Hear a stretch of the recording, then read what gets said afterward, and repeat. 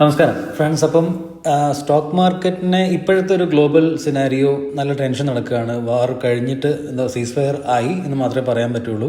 ഇനിയിപ്പോൾ തുടർന്ന് പോകുമെന്നുള്ള കാര്യം നമുക്ക് അറിയില്ല ഗവൺമെൻറ്റിൻ്റെ. ഇനിയിപ്പോൾ എന്താണ് ഫർദർ നടപടികൾ എന്നൊക്കെ നമ്മൾ വെയിറ്റ് ചെയ്തുകൊണ്ടിരിക്കുകയാണ്. അപ്പം ഇതുവരെ ഉള്ള കാര്യങ്ങൾ നമ്മൾ നോക്കി. ഇനി നമുക്ക് നോക്കാനുള്ളത് ഇപ്പോൾ നെക്സ്റ്റ് ഇപ്പോൾ ഏത് സെക്ടറാണ് നമുക്കിപ്പോൾ ഇൻവെസ്റ്റ് ചെയ്യാൻ പറ്റിയൊരു സെക്ടർ. ഇനിയിപ്പോൾ എന്തെങ്കിലും മറ്റുള്ള തരത്തിലുള്ള ടെൻഷൻ ഇനിയും ഉണ്ടാവാൻ സാധ്യതയുണ്ടോ? ഉണ്ടെങ്കിൽ തന്നെ നമ്മളിപ്പോൾ എന്തൊക്കെയാണ്, വാർ മാത്രമല്ല നടക്കുന്നത് രാജ്യത്ത്, അപ്പോൾ മറ്റെന്തൊക്കെ കാര്യങ്ങളാണ് പുറത്ത് നടക്കുന്നത് ഇന്ത്യൻ്റെ, ഇതൊക്കെ നമുക്കൊന്ന് നോക്കാം. കാരണം ഇതൊക്കെ ഈ സമയത്ത് നമ്മൾ അറിഞ്ഞിരിക്കേണ്ടത് അത്യാവശ്യമാണ്. അതിലൊന്നാമത്തെ പ്രധാനപ്പെട്ട കാര്യം എന്താണെന്ന് അറിയോ? ഇപ്പോൾ വന്നേക്കുന്നൊരു ന്യൂസാണ്, റീസെൻ്റായിട്ട് വന്നതാണ്.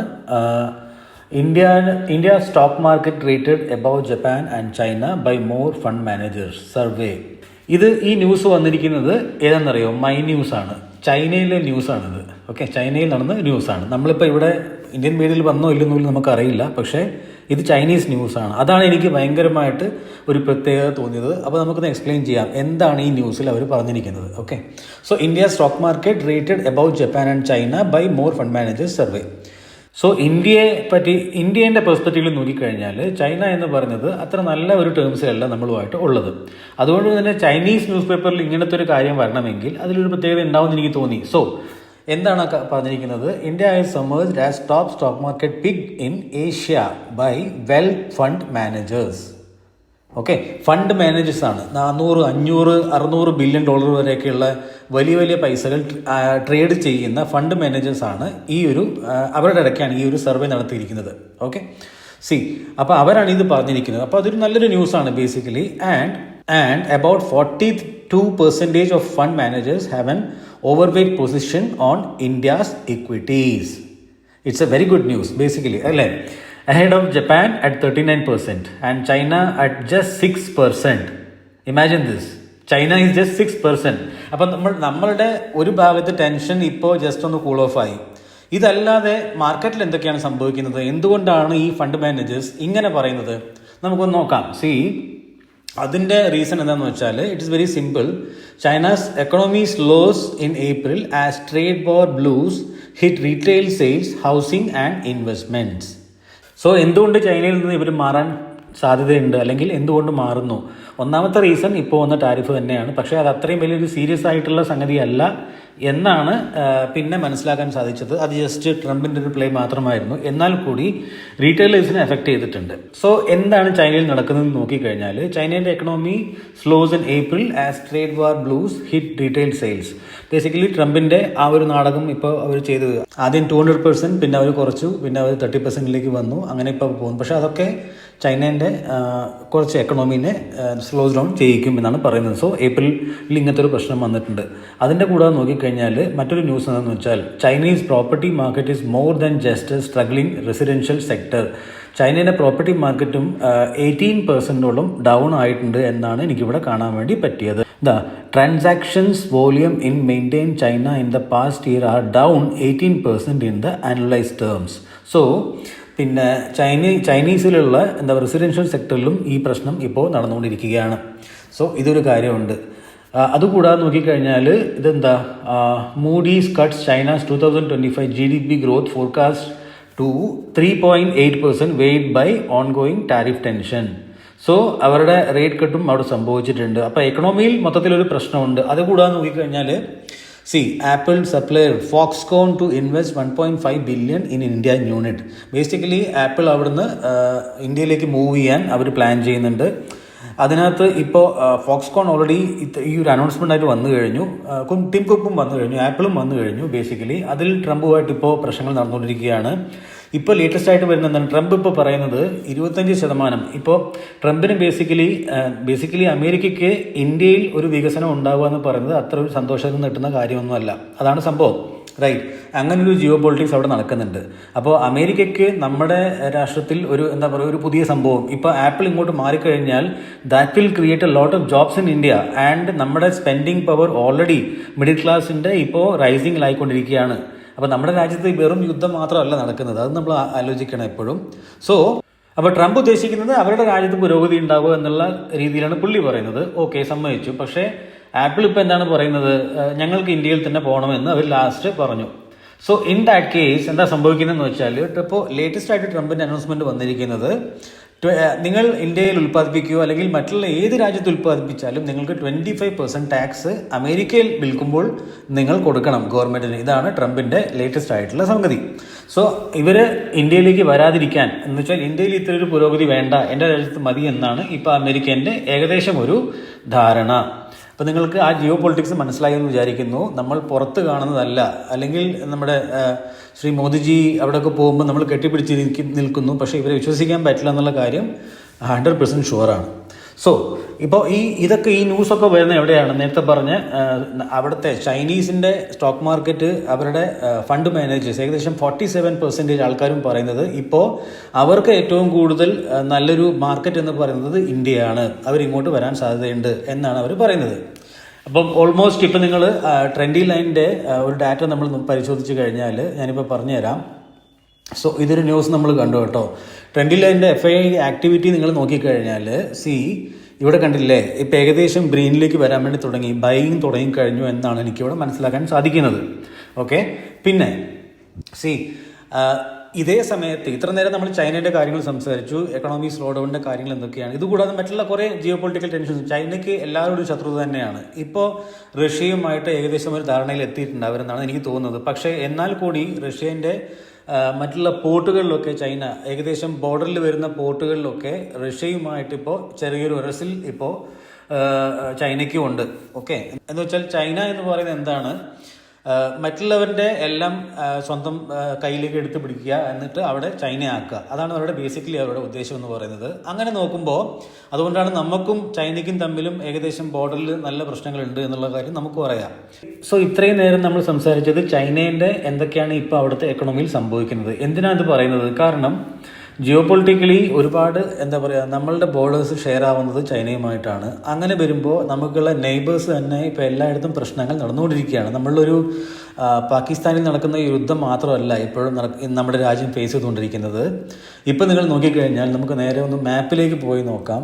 ഇപ്പോൾ ലൈം ലൈറ്റുള്ള പ്രശ്നമാണ് പാകിസ്ഥാനുമായിട്ടുള്ള പ്രശ്നം. ഓക്കെ, സമ്മതിച്ചു. പക്ഷേ അത് എല്ലാവർക്കും അറിയുന്ന പ്രശ്നങ്ങളെന്ന് പറയാം. അതുകൂടാതെ തന്നെ നമ്മുടെ രാജ്യത്ത് ഏകദേശം ഈ ഒരു എന്താ പറയുക, നമ്മുടെ കേരളത്തിൻ്റെ കുറച്ച് മുകൾ ഭാഗത്തിൽ തൊട്ട് കർണാടക, തമിഴ്നാട് തുടങ്ങി ഈ ഒരു ഏരിയയിൽ മുഴുവനും നക്സലൈസിൻ്റെ ഏറ്റവും കൂടുതൽ അവരുടെ ഒരു പീക്ക് ഓപ്പറേഷൻ ഇപ്പോൾ നടന്നുകൊണ്ടിരിക്കുകയാണ്. ഓക്കെ, ഈ നക്സലൈറ്റ് ആയിട്ടുള്ള ആളുകൾ അവിടെ അവരുടെ സ്വന്തമായിട്ടുള്ള ഒരു ഗവൺമെൻറ് വരെ അവരവിടെ സ്ഥാപിച്ചിട്ട് അവരുടെ സെപ്പറേറ്റ് ആയിട്ടുള്ള എന്താ പറയുക, പിന്നെ കൊടിയും കാര്യങ്ങളൊക്കെ പിടിച്ചിട്ട് അവരവരുടേതായിട്ടുള്ള ഒരു ലോകത്താണ് ഇപ്പോൾ അവരുള്ളത്. അതിൽ കുറച്ച് ഭരണാധികാരികളൊക്കെ പുറം രാജ്യങ്ങളിൽ നമ്മുടെ ഗവൺമെൻറ് പോകുന്ന പോലെ തന്നെ അവിടെ പോയിട്ട് വരലും കാര്യങ്ങളൊക്കെ അവർ നടത്തുന്നുണ്ട്. അങ്ങനെയെന്ന് വെച്ചാൽ ഇന്ത്യക്കകത്ത് തന്നെ മറ്റൊരു ഇന്ത്യയാണ് അവിടെ നടക്കുന്നത്. മറ്റൊരു ഇന്ത്യ പോലെയാണ് അവർ എന്താ പറയുക കാര്യങ്ങൾ നോക്കി കാണാൻ തുടങ്ങിയിരിക്കുന്നത്. അങ്ങനൊരു പ്രശ്നവുമായിട്ട് നമ്മുടെ രാജ്യം ഇപ്പോൾ എന്താ പറയുക കാര്യങ്ങളിൽ ഇടപെട്ടുകൊണ്ടിരിക്കുകയാണ്. അപ്പോൾ ഈ ജിയോ പൊളിറ്റിക്സും നമ്മൾ മനസ്സിലാക്കിയിരിക്കണം. അപ്പോൾ ഇന്ത്യ എന്ന മഹാരാജ്യത്ത് ഈ ഒരു പാകിസ്ഥാനുമായിട്ടുള്ള പ്രശ്നങ്ങൾ മാത്രമല്ല, ഇങ്ങനൊരു പ്രശ്നം നടക്കുന്നുണ്ട്. ബംഗ്ലാദേശിൽ നോക്കിക്കഴിഞ്ഞാൽ അത് മറ്റു പല പ്രശ്നങ്ങളുമായിട്ട് മുന്നോട്ട് പോയിക്കൊണ്ടിരിക്കുകയാണ്. അവിടെയും അതിർത്തി തർക്കങ്ങൾ, അവിടെയും ഇപ്പോൾ എന്താ പറയുക മിസ്റ്റർ യൂനുസും അതേപോലെ തന്നെ അവിടുത്തെ മിലിറ്ററി ജനറലുമായിട്ടുള്ള എന്താ പറയുക അവരുമായിട്ടുള്ള തർക്കങ്ങൾ നടന്നുകൊണ്ടിരിക്കുകയാണ്. അവിടെ പുതിയൊരു ഭരണം വരണമെന്ന് അവരങ്ങോട്ടും ഇങ്ങോട്ടും ആവശ്യപ്പെടുന്നു. പെട്ടെന്ന് തന്നെ ഇലക്ഷൻ ഉണ്ടാക്കണമെന്ന് അവർ ആവശ്യപ്പെടുന്നു. അങ്ങനെ ചർച്ചകൾ പോയിക്കൊണ്ടിരിക്കുകയാണ്. ഇവിടെയും ചൈന കടന്നു കയറാൻ പിന്നെ എന്താ പറയുക സാധ്യതയുണ്ട്. ഇവിടെയും നമ്മൾക്ക് സെക്യൂറാക്കി വെക്കണം. ഓക്കെ, ഇത്രയും കാര്യങ്ങൾ ഇന്ത്യ ചെയ്യുന്നുണ്ട്. അതുകൂടാതെ നമ്മുടെ മറ്റുള്ള ബോർഡറുകളിൽ കൂടിയുള്ള ചൈനയുടെ ഇടയ്ക്കിടയ്ക്കുള്ള പ്രശ്നം. ഓക്കെ, ഇവിടെ നേപ്പാളുണ്ട്. അത് കഴിഞ്ഞിട്ടുള്ള ബോർഡേഴ്സുമായിട്ട് നേപ്പാളിൽ കൂടെയാണ് ഏകദേശം ഈ കാര്യങ്ങളൊക്കെ ചൈന ഇങ്ങോട്ട് കടത്തിവിടുന്നത്. ഓക്കെ, അപ്പോൾ ഇങ്ങനത്തെ കാര്യങ്ങളൊക്കെ നോക്കി നമ്മുടെ ബോർഡേഴ്സിനെ സംരക്ഷിച്ചുകൊണ്ടാണ് ഇവരിയ്ക്കുന്നത്. സോ ഇത്രയും കാര്യങ്ങൾ നമ്മുടെ രാജ്യത്ത് സംഭവിച്ചുകൊണ്ടിരിക്കുകയാണ് ഇവൻച്വലി. എന്നിട്ട് കൂടി നമ്മുടെ പോസിറ്റീവായിട്ടുള്ള കാര്യങ്ങൾ നോക്കിക്കഴിഞ്ഞാൽ ഇന്ത്യ കൺസ്യൂമർ സ്പെൻഡിങ് 1960-2025 ഡാറ്റ നമ്മൾ പരിശോധിക്കുമ്പോൾ കൺസ്യൂമർ സ്പെൻഡിങ് എപ്പോഴും മുന്നോട്ട് തന്നെയാണ് ഇന്ത്യയിൽ ഉള്ളത്. ഓക്കെ, ഇതെന്താണ് നമുക്ക് മനസ്സിലാക്കി തരുന്നത്? കൺസ്യൂമർ എന്ന് വെച്ചാൽ ഇന്ത്യയിലെ നമ്മൾ ഇവിടെ ഉണ്ടാക്കുന്നതിൻ്റെ 64% നമ്മൾ ഇവിടെ തന്നെ കൺസ്യൂം ചെയ്യുന്നു.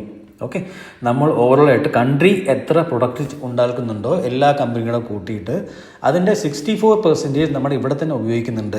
അതാണ് നമ്മുടെ രാജ്യത്തിൻ്റെ ഏറ്റവും വലിയ ഒരു എന്താ പറയുക ഒരു പോസിറ്റീവ് തിങ് എന്ന് പറയുന്നത്. കാരണം ഇന്ത്യക്ക് പുറത്തുള്ള രാജ്യങ്ങളിൽ മോസ്റ്റ് ഓഫ് ദ രാജ്യങ്ങളിൽ സംഭവിക്കുന്നത് എന്താണെന്ന് വെച്ചാൽ അവർക്ക് ഫണ്ടിങ് വരുന്നില്ല, ചിലർക്ക് ഫണ്ട് ആവശ്യമുണ്ട് എന്ന് വെച്ചാൽ അത്രയും നല്ല ഒരു ബാലൻസിലല്ല ഇപ്പോൾ കാര്യങ്ങൾ പോയിക്കൊണ്ടിരിക്കുന്നത് ഓവറോൾ നമ്മൾ നോക്കുമ്പോൾ.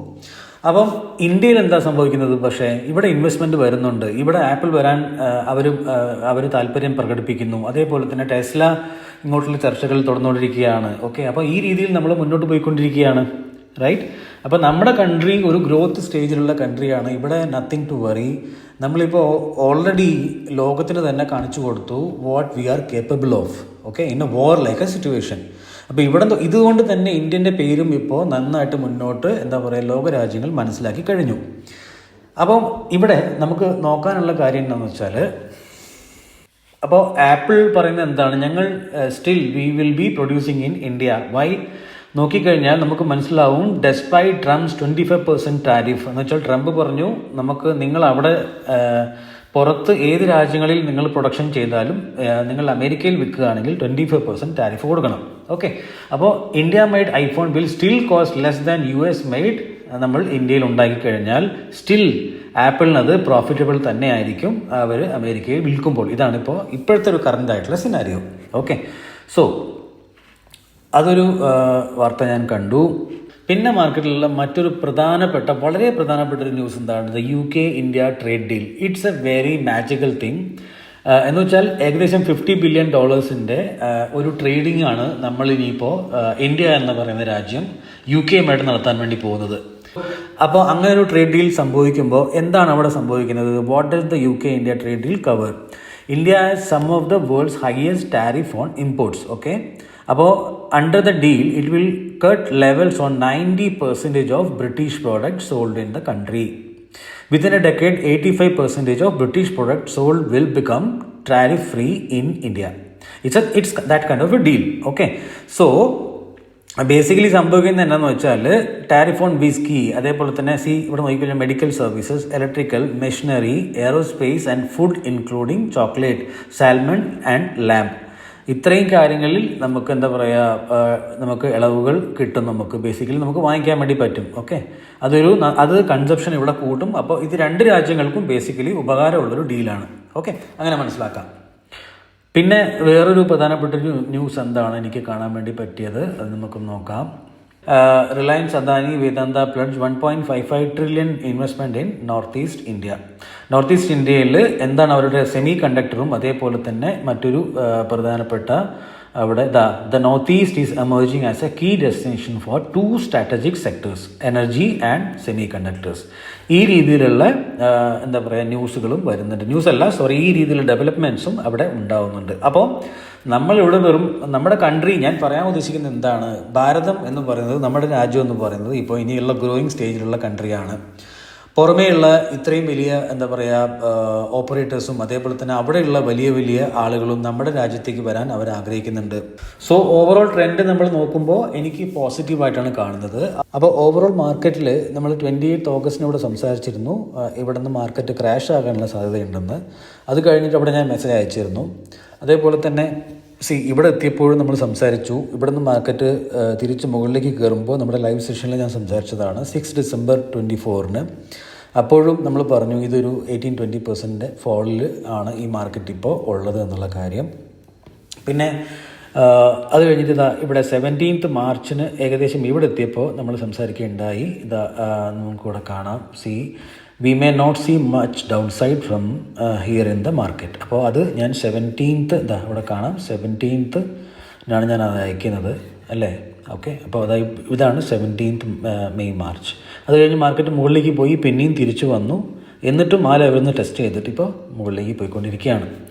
അപ്പോൾ ഇനി മറ്റൊരു പ്രധാനപ്പെട്ട ഒരു കാര്യം എന്താണ്, Indian economic strength pillars of market resilience. എന്തൊക്കെയാണ് സംഭവിക്കുന്നത്? IMF projection, India's GDP is projected to grow at 6.2% in 2025. Okay, മറ്റൊരു പ്രധാനപ്പെട്ട ന്യൂസ് എന്താണെന്നറിയോ, India has become the 4th largest economy in the world. Okay, അപ്പോൾ അതൊരു റിയലി ഗുഡ് ന്യൂസാണ്. ഇവിടെ നമ്മൾ ജപ്പാനെ സർപ്പാസ് ചെയ്തിട്ട് ഇന്ത്യ മുകളിലേക്ക് എത്തിക്കഴിഞ്ഞു. സോ ഇതെല്ലാം അപ്പോൾ നമ്മൾ വെറും ഒരു യുദ്ധത്തിൽ മാത്രം കോൺസെൻട്രേറ്റ് ചെയ്യുന്ന ഒരു രാജ്യമല്ല. നമ്മൾ മിലിറ്ററി സ്ട്രെങ്ത്തിൽ ഏകദേശം 4th ഇപ്പോൾ നമ്മൾ നിൽക്കുന്നത്. India is rank 4th. On military also. അതേപോലെ തന്നെ നമ്മുടെ എക്കണോമിയിലും നമ്മൾ 4th നമ്മൾ ജപ്പാനെ സർപ്പാസ് ചെയ്തിട്ട് മുകളിലേക്ക് പോയി. ഓക്കെ, അപ്പോൾ ഇതും സംഭവിച്ചിട്ടുണ്ട്. പിന്നെ നമ്മൾ ചാർട്ടും കൂടെ നോക്കാം എന്തായാലും. സോ മറ്റൊരു കാര്യം എന്ന് വെച്ചാൽ UK ഇന്ത്യ ഫ്രീ ട്രേഡ് അഗ്രിമെൻ്റാണ് സൈൻഡ് ഓൺ May 2025 നമ്മൾ സംസാരിക്കുകയുണ്ടായി. ഓക്കെ, അത് ഏകദേശം 25 ബില്യൺ ഇപ്പോൾ, അത് കഴിഞ്ഞിട്ട് ഏകദേശം 50 ബില്യൻ്റെ ഒരു ഡെവലപ്മെൻറ്റ്സിലേക്ക് അത് പോകാൻ സാധ്യതയുണ്ട്. Then US-India relation, the two nations have agreed to sign a new 10-year defense framework agreement by the end of 2025. Okay, പിന്നെ അതുകൂടാതെ US-Indiaൻ്റെ ഫ്രീ ട്രേഡ് അഗ്രിമെൻറ്റിലും അവർ ഡിസ്കഷൻ നടന്നുകൊണ്ടിരിക്കുകയാണ്. സോ ജിയോ പൊളിറ്റിക്കലി ഇതൊക്കെയാണ് നടക്കുന്നത്. അതുകൂടാതെ China invested heavily in the African infrastructure 152 billion. ഇവർ ഡെപ്റ്റ് കൊടുത്ത് ആൾക്കാരെ China ഓരോ രാജ്യത്തെയും കൊടുക്കിക്കൊണ്ടിരിക്കുകയാണ്. ഇപ്പോൾ സൗത്ത് ചൈന സീ, അതേപോലെ തന്നെ അരുണാചൽ പ്രദേശ്, അതേപോലെ തന്നെ തായ്വാൻ, ഇതൊക്കെ എന്താണ് geo political dynamics, China's ambitions and global response. Okay, ഇത്രയും സ്ഥലങ്ങളിൽ ചൈനയുടെ ബോർഡർ ടെൻഷൻ നടന്നുകൊണ്ടിരിക്കുകയാണ്. ഓക്കെ, ഇതാണ് ചൈനേൻ്റെ പ്രശ്നം. അതേപോലെ തന്നെ Russia China alignment and US recalibration towards India. സംഭവിക്കുന്നത് എന്താണെന്ന് വെച്ചാൽ റഷ്യ നമ്മുടെ സുഹൃത്തൊക്കെയാണ് ഇന്ത്യൻ്റെ, പക്ഷേ പ്രശ്നം എന്താണെന്ന് വെച്ചാൽ അവർ ഒരു ചെറിയ ഭാഗം അവർ ചൈനയ്ക്കും സപ്പോർട്ടീവാണ്. ഓക്കെ, അപ്പോൾ എന്തെങ്കിലും സംഭവിച്ചാൽ റഷ്യ ചിലപ്പോൾ നമ്മുടെ കൂടെ നിന്നൊന്നും വരില്ല, പക്ഷേ നമുക്കൊന്നും സഹായിച്ചു ഒന്നും അവർ വരില്ല. അപ്പോൾ ഇവർ തമ്മിലുള്ള ട്രേഡ് അഗ്രിമെൻറ്റ്സും കാര്യങ്ങളൊക്കെ ഇപ്പോൾ നടന്നുകൊണ്ടിരിക്കുകയാണ്. സോ ഡിപ്ലോമാറ്റിക് അലൈൻമെൻറ്റും ഈ രണ്ട് രാജ്യങ്ങളും തമ്മിലുണ്ട്. റഷ്യക്ക് ഇന്ത്യയുമായും ഇതേ രീതിയിലുള്ള ബന്ധങ്ങളുണ്ട്. ഇതിനേക്കാളും കൂടുതലുണ്ടെന്ന് പറയാം, കാരണം നമ്മുടെ ബ്രഹ്മോസ് മിസൈലൊക്കെ റഷ്യ ഇന്ത്യ കൊളാബറേഷനിലാണ് അവരത് ഉണ്ടാക്കിയത്.